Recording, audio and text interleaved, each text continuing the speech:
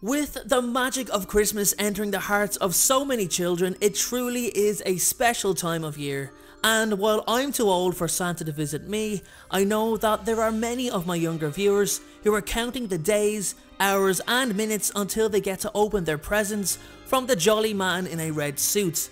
Now, Santa Claus is no muggle, and he's quite old. Good old Saint Nick is a very powerful being. I mean, he has to be.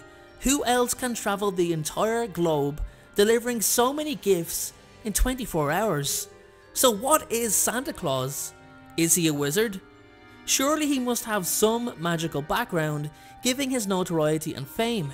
Well, let's take a look at the strong possibility of Santa Claus being a wizard in today's video from Harry Potter Folklore.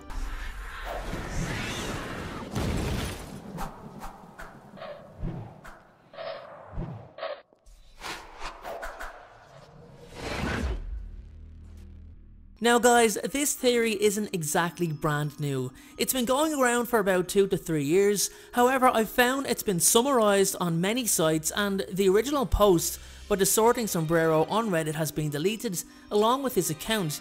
So in typical Harry Potter Folklore fashion, let's take this theory, expand on it, add some new things, get some beautiful artwork alongside it too, so I can do this incredible topic justice. So let's get started. Many of us know that Santa Claus is a magical man that delivers gifts to every single child all over the world in a single night. We also know that the wizarding world does celebrate Christmas from the celebrations at the Weasleys.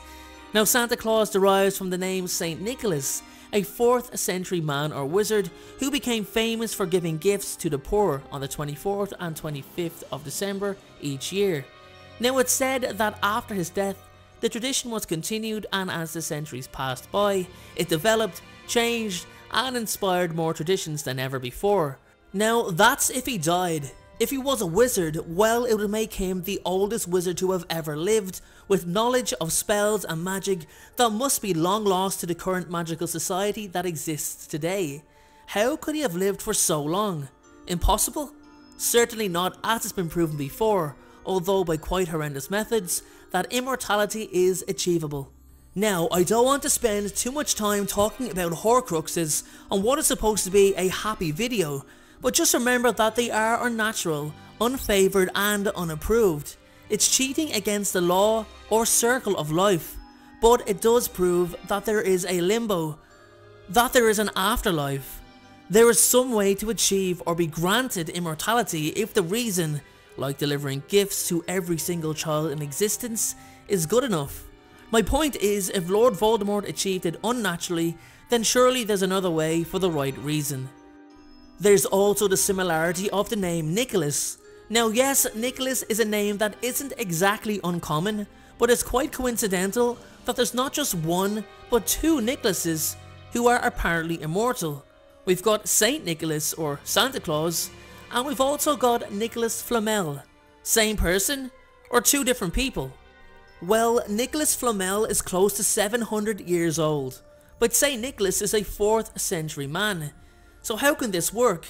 Well, anything is possible in the world of magic, and did the actual Saint Nicholas pass, and Nicholas Flamel, inspired by his story, began his own journey of gifting to the children of the world?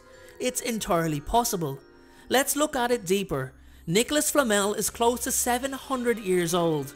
Stories of Father Christmas and Santa Claus resurfaced around the mid-15th century, which means that Flamel was old enough to be the man that these stories suddenly appeared about. Coincidence? Well, his elixir of life from the Philosopher's Stone would keep him alive, obviously, as that's what it's most famous for. But how would he pay for the millions of presents? With his endless supply of gold, of course. That's another thing the Philosopher's Stone can do. Turn lead to gold. It's a nice thought, and I think the mystery and myth that surrounds Santa Claus allows for so much theoretical speculation. Even if it's not Nicholas Flamel or Saint Nicholas, there's still so much more to talk about in terms of how everything comes together for Santa. So let's look at more evidence. So let's start with where he lives. Why does Santa live in the North Pole? Well, he's the first wizard to ever reveal his power to the entire world. So surely there's many people looking for him, even the Muggle scientists who may want to examine what this magic is. The North Pole is far too difficult for the average or even skilled person to get to without a lot of money as well. Yes, it's expensive to get to the North Pole. Add several of the most powerful shield invisibility charms around his house and workshop, and this man will never be found. So let's go into his workshop. Who makes the toys? Well, that answers itself really. Elves. House elves. House elves who are treated very well and have the ability to magically enchant the toys they make.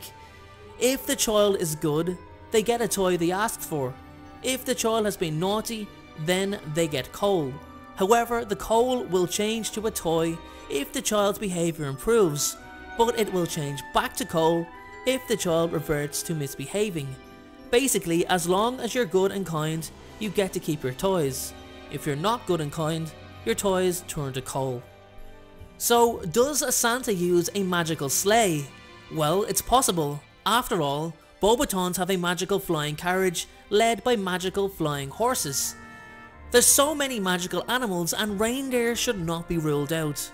Now, it's been said that the reindeers achieved flight by the magical food they ate, or perhaps they were just enchanted to fly by Santa himself. Either way, there was 8 original reindeers. Now, some of the names were changed over the years, but the original reindeers are Dasher, Dancer, Prancer, Vixen, Comet, Cupid, Dunder and Blixen.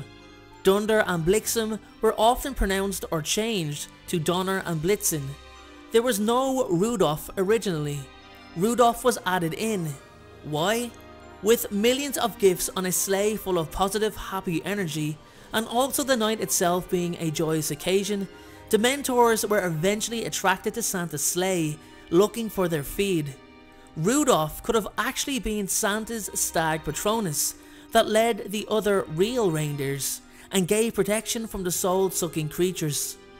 Now, Santa visits millions, so surely he's been seen by some of them. Of course he has, but isn't it easy to just obliviate the person's memory? Quite possibly, but hang on, how does he even get seen by the people if he can't fit down the chimney? That's because he doesn't. His sleigh is a portable flue network. Santa can simply land on the house in question, say the address, and arrive right at their fireplace. For homes without chimneys or apartments, he can easily just apparate. Even more so, he can simply use the unlocking spell of Alohomora. His bag or sack is also pretty expandable too. An extension charm placed on it can allow him to place as much as he wants inside, and we've seen Hermione Granger use this in the Deathly Hallows. Now, there's obviously the snag of delivering to millions upon millions of children in a single time frame, a single night, just 24 hours. And as much as many of us don't like it, a time turner would most definitely have to be used, as it actually has been proven impossible. Yes, it's mathematically impossible for the big jolly man in red to get to every child in existence in one night. Of course, he has the manipulation of time. It would take Santa days, even longer, possibly weeks to get to every house, but he could do it. Even after it's all said and done, after all the gifts have been delivered, nobody ever questions where they came from. So guys, the evidence of Santa Claus being an actual wizard is pretty strong, along with the explanation of most of the things that mere humans can account for. So what do you think? Can Santa be a wizard? And would this be a story you would tell to your own children or your little brother or sister at home around this special time of year? Let me know in the comment section below. Thank you so much for watching. I truly appreciate your support. Everyone, notifications of uploads are more important than ever. So please, if you haven't already, turn those notifications on to make sure you're notified the moment my video goes live. Making videos is what I love to do. It's my dream and my passion. However, it does cost time and money to produce this content. So if you have $1 to spare to support me on Patreon in exchange for some exclusive unseen content, then you can click the Patreon link below or at the end of this video. Please only support me if you can afford it. And make sure to follow me on Instagram at InstaDNJ and on Twitter at Folklore. Check out my other videos appearing on screen, and please make sure, most importantly, to hit that subscribe button. Thanks again everyone, and please have a great day.